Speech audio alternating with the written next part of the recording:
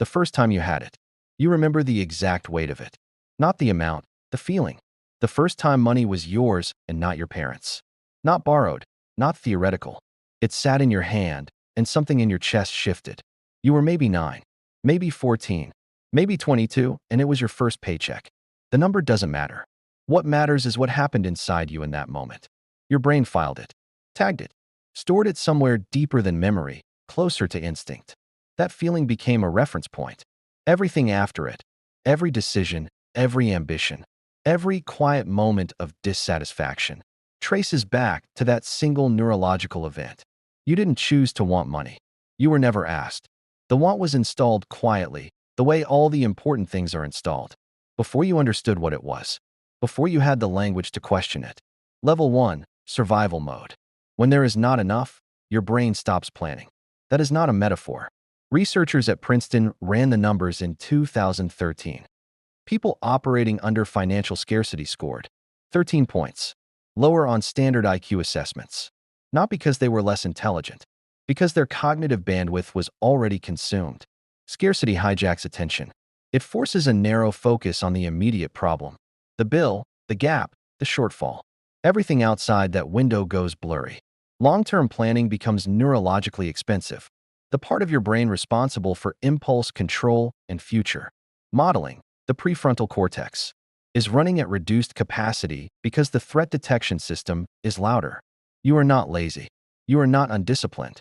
You are operating a full cognitive load on a problem that never fully resolves. And here is the part no one says clearly. The stress of scarcity is not just uncomfortable. It is structurally damaging over time. Chronic financial stress elevates cortisol.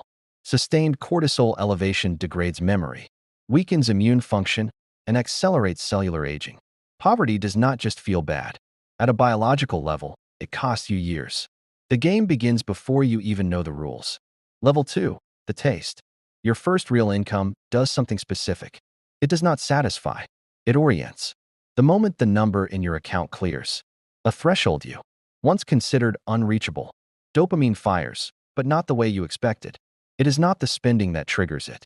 It is the number itself. The figure sitting there, static, larger than before. Your brain is not responding to comfort or security. It is responding to acquisition. This is a critical distinction. Comfort and security are states. Acquisition is a direction. States plateau.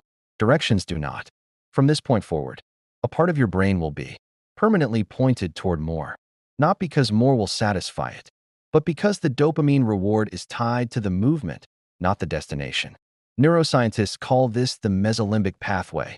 You can call it the thing that makes you open your banking app at 11 p.m. for no reason. The number has not changed since you checked an hour ago. You know this. You check anyway. That compulsion is not irrational. It is the system working exactly as it was built. Your brain learned what money feels like. Now it wants the feeling again. Level 3, the comparison engine. You earn $80,000 for approximately 3 weeks. This feels significant. Then your colleague mentions his bonus. Then you see a LinkedIn post from someone you went to university with. Then you notice the car in the space next to yours.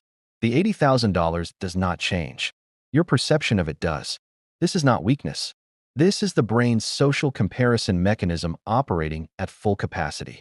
Humans are not wired to evaluate resources in absolute terms. They evaluate them in relative terms. Always.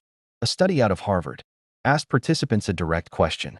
Would you rather earn $50,000 in a world where others earn $25,000, or earn $100,000 in a world where others earn $200,000? The majority chose the first option.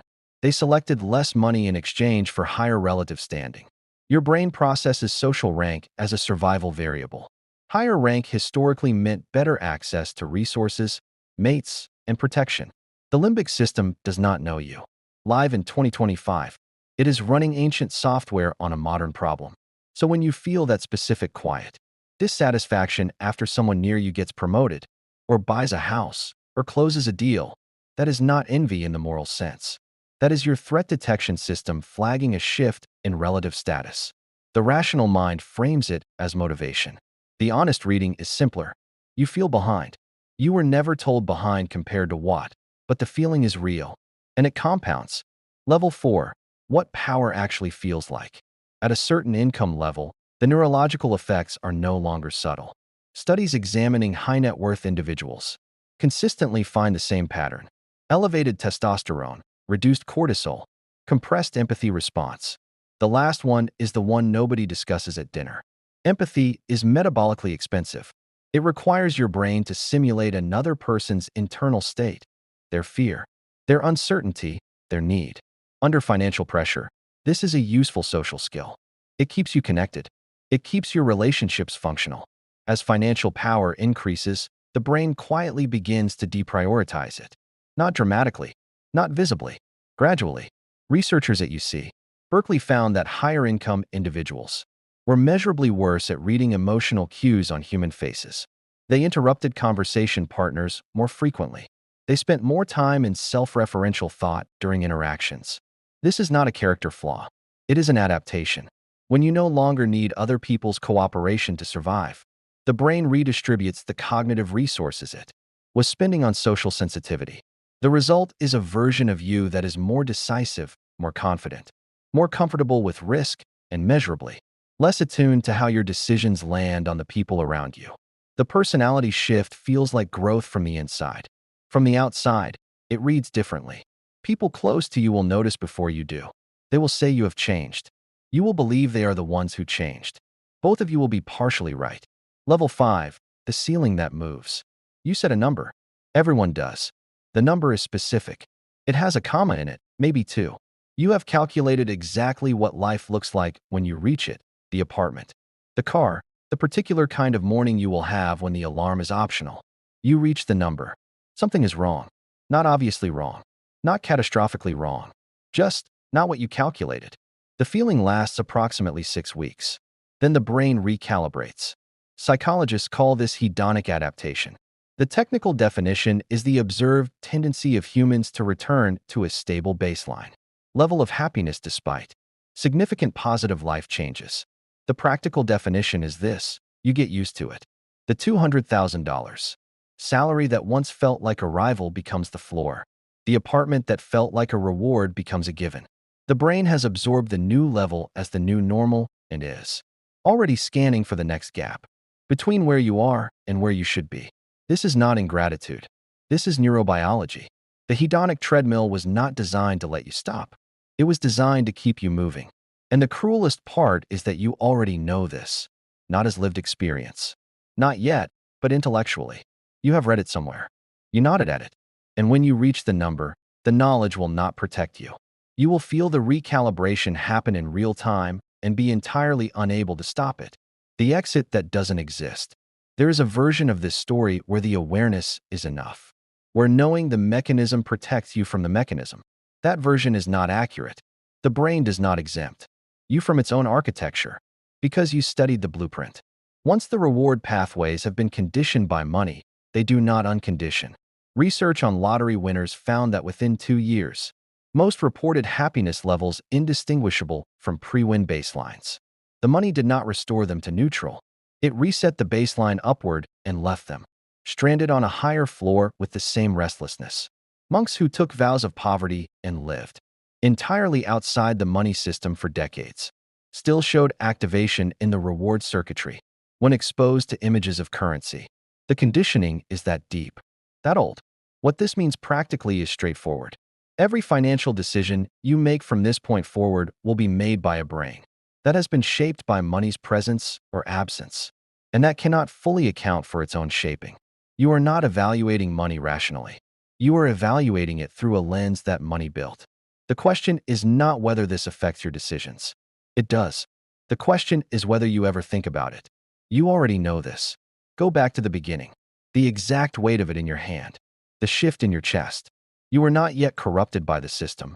Not yet sophisticated enough to perform the wanting correctly. You just want it. Purely. The way a child wants. Before the comparison engine started running. Before the ceiling learned to move. Before the empathy recalibration you have not yet noticed in yourself. That child made a deal without reading the terms. The terms were: you will spend the rest of your cognitive life inside a framework you did not choose, optimizing for a feeling you cannot sustain, measured against people you do not actually want to become, on a timeline that resets every time you get close. And the deal was accepted, not signed, not agreed to, simply absorbed. The way all the foundational agreements are absorbed, through proximity, through repetition, through a world that never presented an alternative as equally valid or equally real. This is not a condemnation. It is not a prescription. There is no clean lesson at the end of this. The people who have the most money are not happy in the way the framework promises. The people who have the least are not free in the way the rejection of money promises. The monks still feel it. The billionaires still check. And you, right now, in whatever room you are sitting in, at whatever hour this reached you, you are somewhere. In the middle of a process that started before you had the words for it. The one is still there, exactly where it was the first time. You have just gotten better at explaining it. That is not the same as understanding it. And understanding it, as it turns out, is not the same as escaping it.